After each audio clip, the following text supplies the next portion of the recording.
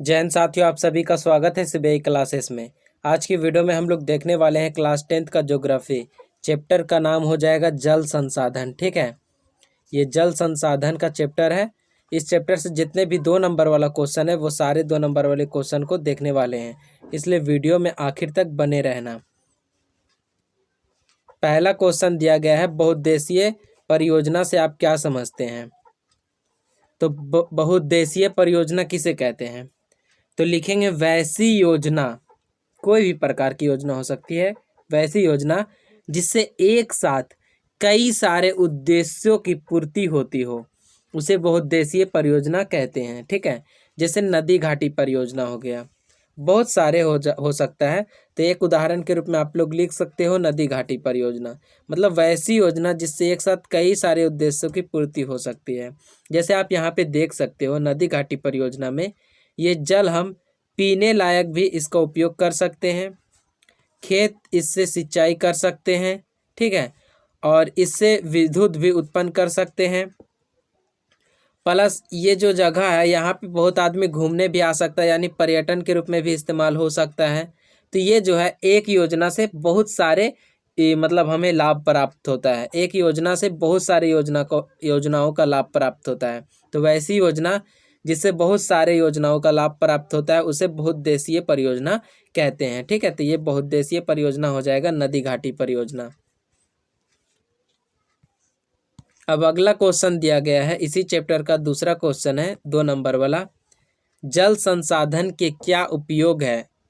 तो जल संसाधन के क्या क्या उपयोग है आप अपने मन से भी लिख सकते हो। अगर आप अपने मन से नहीं लिखना चाहते हो तो कुछ इस प्रकार से लिखना है, जल संसाधन से पीने के पानी, ठीक है, सिंचाई, जल विद्युत उत्पादन, कारखाने को जलापूर्ति, सड़क निर्माण आदि कई प्रयोग है, यानी कई उपयोग है जल के, बहुत सारा उपयोग है। जल के बिना तो जीवन संभव ही नहीं है, आप लोगों को पता ही होगा। अगला क्वेश्चन है, अंतर्राज्यीय जल विवाद के क्या कारण है? तो अंतर्राज्यीय जल विवाद के क्या कारण है? आवश्यकता के अनुरूप जल की आपूर्ति ना होना। जैसे आपको आवश्यकता है 1 गिलास पानी का या फिर 1 बोतल पानी का, तो उतना अगर आपको पानी नहीं मिल रहा है, यानी आवश्यकता के अनुरूप जल की आपूर्ति ना होना अंतर्राज्यीय जल विवाद के कारण है। जनसंख्या वृद्धि तथा औद्योगिकरण से अंतर्राज्यीय जल विवाद और बढ़े हैं। कावेरी जल विवाद भारत में सुर्खियों में रहा है। जैसे दिल्ली है और हरियाणा है, जो भी बगल बगल जो राज्य है, अब दिल्ली को चाहिए कुछ ज़्यादा वाटर, हरियाणा को चाहिए थोड़ा कम वाटर। जैसे इसको भी चाहिए 1000 लीटर, इसको भी चाहिए 1000 लीटर। एक मतलब 1000 लीटर नहीं चाहिए, उससे बहुत ज़्यादा चाहिए, लेकिन एक मतलब बात की जा रही, जैसे एक आदमी को 1000 लीटर चाहिए, इसके बगल वाले पड़ोसी को भी 1000 लीटर चाहिए। तब ये जो है इधर वाले को कम मिल रहा है और इधर वाले को थोड़ा ज़्यादा मिल जा रहा है, या फिर इधर वाले को थोड़ा कम मिल रहा है, इधर वाले को ज़्यादा मिल जा रहा है। तो कम बेसी हो रहा है, जहाँ जितना मिलना चाहिए उतना नहीं मिल पा रहा है। तो इसलिए विवाद होता है कि हमको भी इतना पानी चाहिए, हमको भी इतना पानी चाहिए। तो यही अंतर्राज्यीय जल विवाद है। ठीक है, अब कैसे हो रहा है? अब जैसे क्यों यहाँ पे ज़्यादा हो जा रहा है दूसरा पड़ोसी में और इसका कम मिल रहा है इसको? तो ऐसा है कि जैसे ये ज़्यादा जल क्यों उपयोग कर रहा है। अब मान लो यहाँ पर औद्योगिकरण हो गया, यानी यहाँ पे बहुत मशीनों का आविष्कार हो गया, या फिर बहुत ज़्यादा जनसंख्या है ये साइड, इसलिए ये ज़्यादा जल का उपयोग कर ले रहा है और बगल वाला जो पड़ोसी है वो कम कर पा रहा है। ठीक है, तो अंतर्राज्यीय जल विवाद आप लोगों को समझ में आ गया होगा अच्छे से। जनसंख्या वृद्धि और औद्योगिकरण से जो है जल का ज़्यादा उपयोग होने लगा। ठीक है, जनसंख्या जैसे ज़्यादा वृद्धि हुआ जनसंख्या का और औद्योगिकरण, जिससे जल का उपयोग ज़्यादा होने लगा और जल का कमी पड़ने लगा, तो इसलिए अंतर्राज्यीय जल विवाद उत्पन्न होने लगा।